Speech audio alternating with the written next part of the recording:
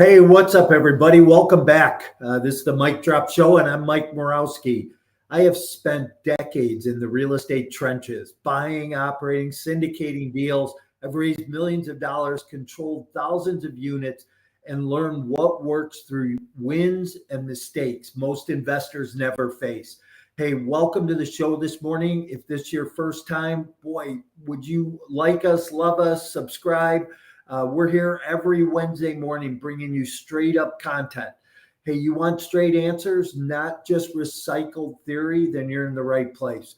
You want someone who's been through cycles, built portfolios, and then came back stronger than ever. Hey, I bring lessons you won't find in books or online or even on threads on Reddit. So I'm here for you. If you have questions this morning, throw them in the chat. We'll get those answered. But every week I'm here answering a boatload of questions that listeners bring in throughout the week. Hey, my recent session, I just had a master class on buying real estate with little or no money down.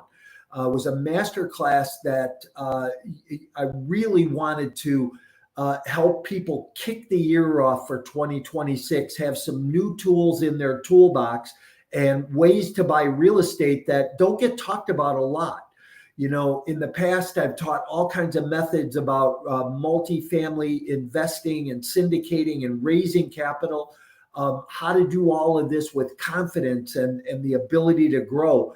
And as we continue to build that out and teach people that, we thought we would bring a little twist to it. And part of that is buying real estate with little and no money down. You know, some of my experience goes back to the very first real estate deal I ever bought. It was a 4-unit apartment building outside of Chicago, $1,000 out of my pocket to buy that building. And I had $450 a month in cash flow. Are those deals still out there today? Absolutely, they are.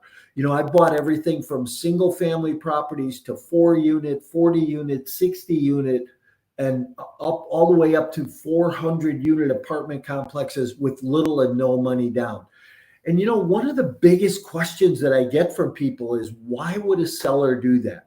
Why would a seller give control of a piece of real estate to someone else and maybe even not get any money immediately from that transaction?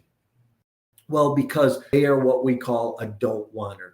And, you know, when you can find those sellers that are don't wanters, you can structure great real estate transactions that are win-win situations. Hey, I got a bunch of questions that kind of came up yesterday in the master class and have come up over the last week, but I'm going to try and dig in and tackle some of these. So one of the questions is, how do you structure a deal when you don't want to bring your own capital to the table? Well, you know what?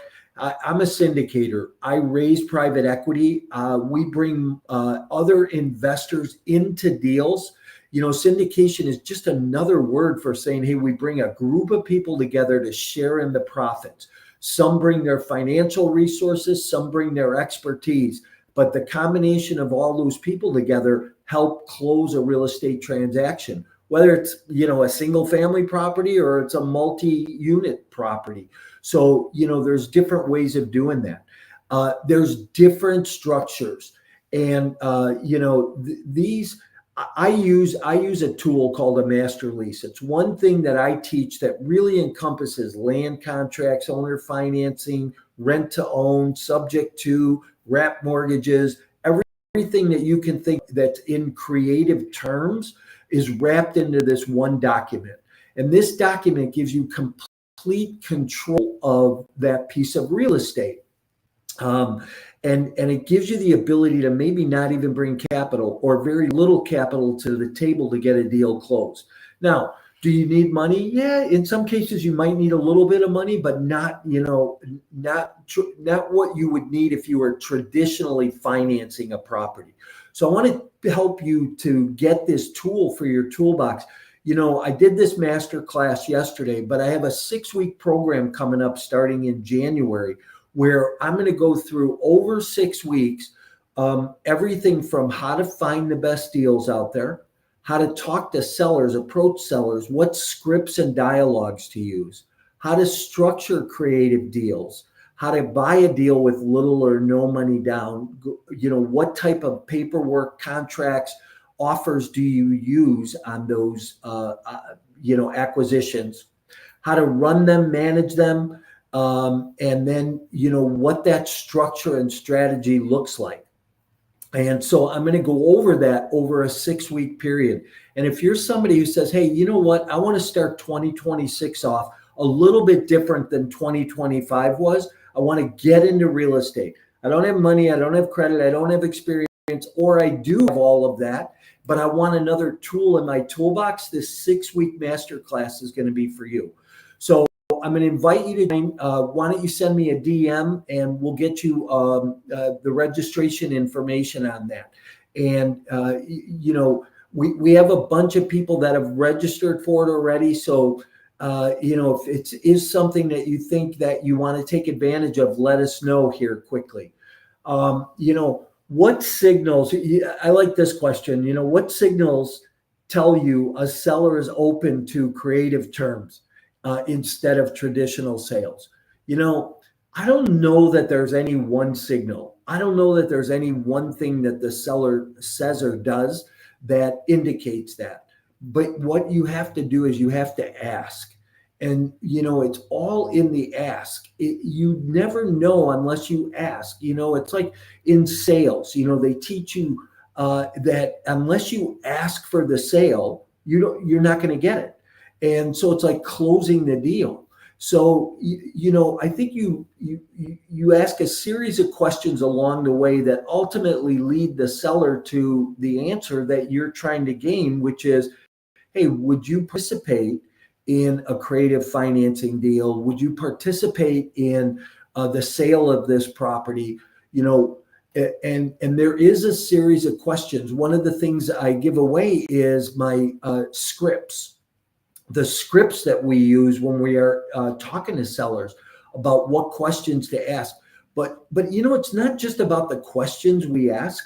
It's more about what do we do with the answer? Because when we have the answer, how do we be creative? This is a process that if you're a creative person and you can think outside the box, this process will benefit you. What's your goal for 2026? What do you want to accomplish this year? How was 2025 for you? Did you evaluate where you were at, where you ended the year? How about next year? What do you want to do? Do you want to do more? Do you want to do the same? If you're not in the place today that you wanted to be today at the end of the year, are you going to change that? Or are you going to be in this same place in a year from now? So questions that you need to ask yourself, sometimes people accuse me of asking way too many questions, but that's how you get answers, right? The better questions you ask, the deeper questions you ask.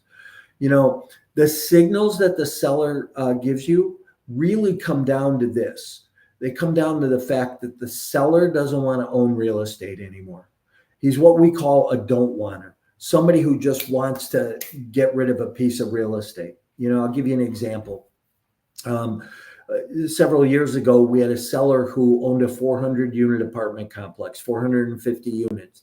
And the seller had just refinanced the property and he pulled $2 million in cash-free money out of the property. So when you refinance, you pull capital out of the property, you take that money cash or tax-free. And so the seller pulled $2 million out. But in instituting the new loan, he had a prepayment penalty, which means that if he sold the property right now, it cost him about $350,000 to sell that. Well, he didn't want to give up that money. So this seller, after refinancing the property, found out that his father had gotten sick with cancer, had stage 4 cancer, and all of a sudden became a don't wanter. Said, I don't want any responsibilities. I'm going to spend time with my dad. And I just want to get this real estate off my plate. So we were able to go in, structure an acquisition where we took over control of the property for very little money down. When you're talking about buying a $15-16 million asset at the time, traditionally you would have had to put down $3 or $4 million. Well, we didn't have to put anywhere near that down. And the seller gave up control. We took over control, ran that property, and it cash flowed a couple $100,000 a year. So I tell you this story because there's opportunity out there in no matter what you do. If you're just starting out and you're doing single family, that's a great place to start. If you have some experience under your belt and you want to do more multifamily, this is a great tool to have in your toolbox. Um, here's a great question. How do you raise capital from investors without sounding desperate or salesy? I love that because, this is what I do. I've raised millions of dollars over the years to buy and acquire real estate. And, I've come to the belief that I'm not asking the seller for money. I'm not borrowing money from the seller. But what we're doing is we're giving that person a opportunity to invest in their future, to create cash flow for themselves, as well as long-term wealth and generational wealth at that. Plus, take advantage of the tax benefits that come along with that. If I'm raising capital from investors, it's because we're going to take an asset, or we've put an asset under contract and we're going to close it now. So I think that it's all in your approach. And, I was in my mastermind last night and we got talking about mindset. And what was really interesting is that this whole game is a mindset game. And it's what we believe. It's the story that we tell ourselves. And if you're telling yourself a story that, hey, you're borrowing money, or why would a seller want to do this, then of course you're going to be in that situation. But if you're telling yourself that you're doing the seller a favor and you're building a story in your mind that you're helping that seller's financial future, or that investor's financial future, either case, right? The seller from the property you're buying or the investor that's investing in that property, then you start to recreate this story for yourself. It's a belief in yourself, and you have to believe in yourself in order to be successful at this. Let's see. Another question that we had was, when does seller financing make more sense than syndicating a deal? Well, honestly, I think that's a great question. I think seller financing always makes sense. It makes sense for the seller. It makes sense for the buyer. It makes sense for the seller because the seller can make more money doing a seller finance deal. The seller can get a better return on the money that they leave in the deal, or how you structure that deal. The seller can still participate in some of the tax benefits. If you do traditional financing, that seller has nothing left. Why not give the seller the opportunity to hold on to a piece of real estate and continue to make money? And I think it all depends on one of the questions that you ask that seller is, what are you going to do with your money when you close this deal? And by having a creative foundation and a creative structure to talk about what the seller's needs or desires are during that time, it helps you structure a deal. And one thing I would say is, these creative ideas and structures come over time. They come from you doing multiple deals. I've done multiple deals over the years. I've had multiple conversations with sellers. We're in conversations with sellers today about creative financing. If you're somebody who says, boy, how do you get all this? I'm going to cover a lot of this in the 6-week master program. That I'm going to also hold you accountable, give you activities and homework that you're going to go out and do work throughout the week. But you know what? If we find a deal, I'm going to help you structure it. I'm going to help you talk to the seller. I'm going to help you be creative with that seller. And I'm going to help you get that deal closed and acquired for yourself so that you take control. One thing about real estate is that it's not necessarily about ownership, but it's more about control, and it's in the terms. One question I get a lot is, how do you negotiate price with the seller? One thing I always say is, when I'm trying to do a creative structure, I'm not necessarily interested in price. I'm even willing to pay more for the property than the property's worth if the terms are right. Right? It's all in the terms and the structure of those terms, and how is the flow of money going to go? And that's all done creatively. And these are the things you start to learn by being in this process.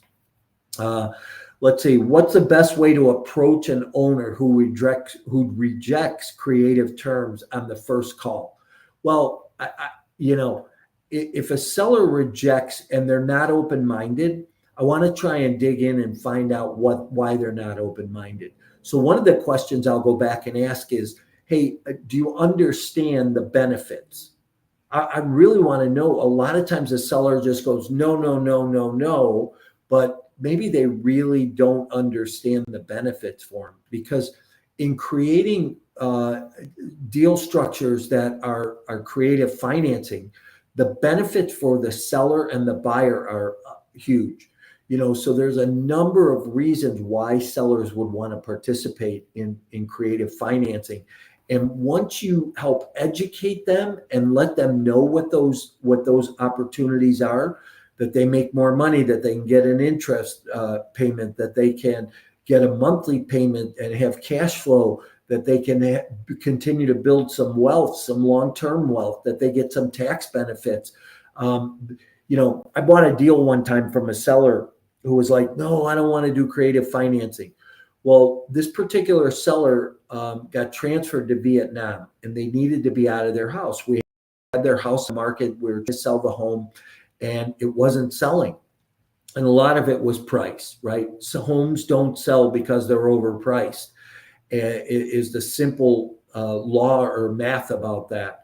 And so we approached the seller and said, look, we'll give you full price for the house, but we don't want to give you that money for 5 years. Now, knowing in 5 years from now, the house is going to go up in value, there's going to be more equity, but we knew how we could create about $300 a month in positive cash flow along the way. And the seller got some great payments on the property with a little bit better interest rate than what they would have been getting if they just took their money and put it in the bank. So, it's how we think about it, how we structure it. And, don't be afraid of thinking through ways that this could work. And I love this question. So I'm going to land the plane today with this question. How do you avoid overpaying when you use creative financing? I don't think you can overpay, because if you get good terms, and part of terms is the length of time before you have to go get a mortgage or take the seller out of that deal. Maybe you can negotiate 20, 30, 40 years out. And, obviously we know that real estate goes up in value, especially over the long term. And the seller, even if you paid full price today for a property, but weren't going to take the seller out for 10 years. I mean, I own a property right now that the seller has $1 million second mortgage on the property with no interest and no payments for 10 years. But in 10 years, he knows he's going to get his $1 million. Why did he do that? Well, he did it because he knew if he didn't, he was going to lose that $1 million in a foreclosure. So, it's how we structure it. And then I'll leave you with this. Where do we find these best deals? There's multiple sources, multiple websites, multiple sources. There's sellers that are trying to sell their home by owner, those for sale by owners. There's expired listings. These are two of the biggest places. There's websites out there like Crexy and LoopNet that you can go search deals and get directly in touch with the seller. So, if you're somebody who's looking for opportunity, looking for creativity, looking for deal structure and processes, reach out to me. Let's talk about where you're at, what you're trying to accomplish, and how I might be able to be of help to you and give you some guidance. But thanks for being here this morning. I appreciate it. I appreciate the energy from buying real estate. I love the real estate business. I've been in the real estate business over 3 decades. Boy, that's a long time. But I've done everything from sales to creative financing to investments to syndications. I bought real estate with little and no money down. And my first experience in that was, a 4-unit apartment house that I bought with $1,000 out of my pocket. So, what are you going to do in 2026? What are you going to add to your toolbox? How are you going to grow? So if you have questions, if you are looking for some direction, for some guidance, throw them in the chat, DM me, let me know. We'll get your questions answered on next week's show. If you've joined any of the past events that I've had this year, welcome. Thank you. Continue to follow us. We're continuing to bring great information, but a big shout out to you for that also. Hope that the knowledge that we've shared through podcasts and through events this year has been helpful for you. As we start to get to the end of the year here, and starting to look forward into the new year, let me help you jumpstart it. So we're here every Wednesday. If I can help, I certainly will. Stay alert. Another masterclass drops soon. Remember the 6-week program coming up in January. Seats disappear fast for these things. So the next one, we're going to go even deeper into creative financing, scripts, dialogue, structure, terms, and how to price things in markets, and really want to look at markets and which markets make sense. And we're going to talk about some more wealth strategies, how to help you play bigger than ever in 2026. So keep your eyes open. The next session may be the one that moves you or changes your year to come. See you again soon next week, and keep stacking those doors up. We'll look forward to seeing you soon, everyone.